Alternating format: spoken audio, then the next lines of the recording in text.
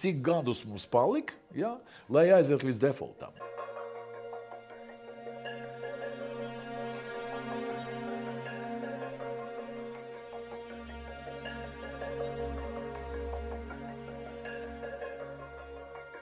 Latvijas budžets – aizsardzības, attīstības vai valdības mazspējas budžets.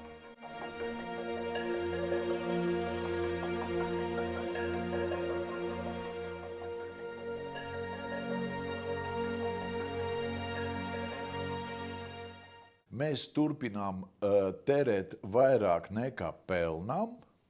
Ja es pareizi atceros, tad iepriekšējā gada budžets ieņemu daļa no izdevumu daļas atšķirās pa 1,7 miljārdi. Šogad viņi atšķirās jau pa 2 miljārdiem. Ja? Tātad parāds mums aug. Budžeta palielināšanas tempi stipri apdzen mūsu ekonomikas pieaudzēšanas tempus. Ja? Līdz ar to mēs terējam vairāk, jā, nekā pelnām.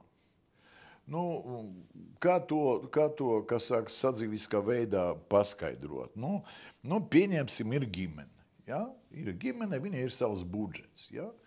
Nu, vienu gadu ģimene domā, ka viņai vajadzīgs 1, 2, 3, 5, ja? Viņa aizņemas kaut ko. Viņa aizņemas priekš tam, lai izterētu. Labi, izterē. Paiet gads. Jā, nākošu gadu, ir vajadzības, ir gribēšana. Jā, tad nākošu gadu mēs gribam mazliet vairāk. Jā, mēs nenopelnām vairāk, bet gribam vairāk. Tad mēs aizņemamies vēl mazliet vairāk. Un tā mums jau, ja es pareizi atceros, labi, bija Covid, bija vēl kaut kādas lietas, bet es domāju, 3, 4, 5 gadus, jā, mēs jau tādā tempā dzīvojam. Vai tas ir normāli ģimene vai ne? Es domāju, ka noteikti ne. Savukārt, kā to izmanto politiķi un kā tas izskatās? Arī tā, ir kaut kāds solīšanas laiks, ja? Ir laiks līdz vēlēšanām, tad, kad politiķi sola. Viņi sasola.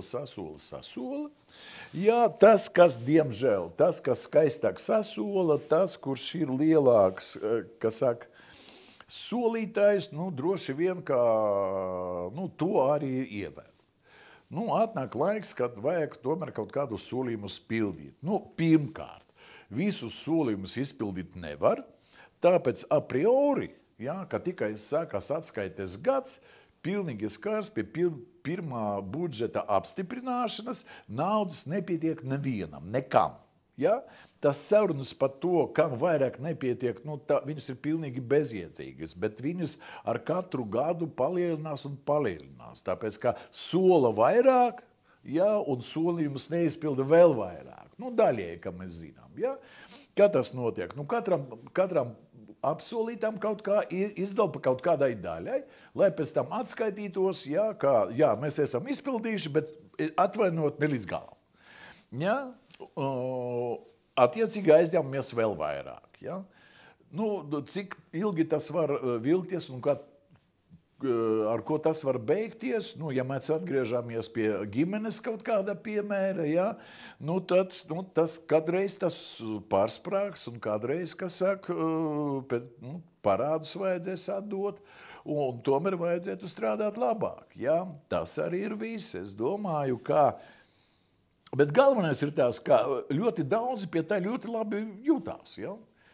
Algas tomēr kaut kā palielinās, tur aizņem, tā nauda tiek sadalīta, nekāda ekonomika īpaši viņa netiek ieguldīta. Ja? Tāda sociālistiska saimniekošana pieaug un pieaug. Ja?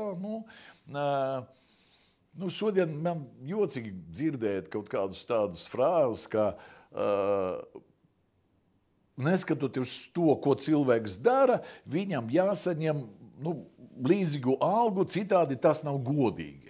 Es visu mūžu esmu domājis, ka negodīgi tas ir tas, ka cilvēks, godīgi es atvainojos, ir tas, ka cilvēks, ko viņš nopelna, to viņš arī saņem. Tas, kas strādā labāk, viņš nopelna vairāk. Tas, kurš strādā sliktāk, tas nopelna mazāk.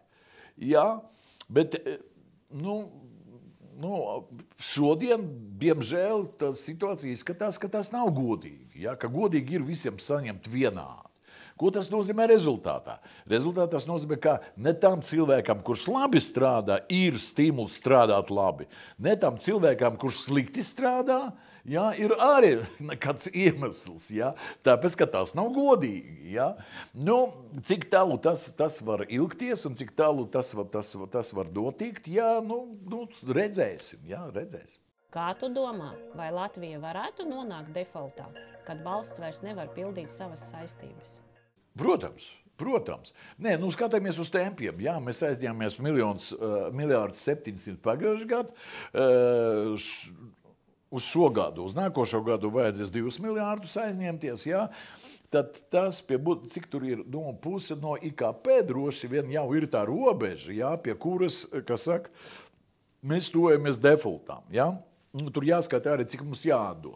Jo lielāks ir parāds, jo mazāks ir ekonomiskā attīstība, jo sliktāks tev ir aizņemšanas reitings.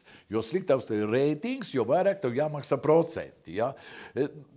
Es cipras neatceros, citādi mēs varētu vienkārši saskaitīt, cik gadus mums palika, ja? Lai aiziet līdz defaultam. Ja? Tas nav tik sarežģīti un, diemžēl, tas nav tik tālu.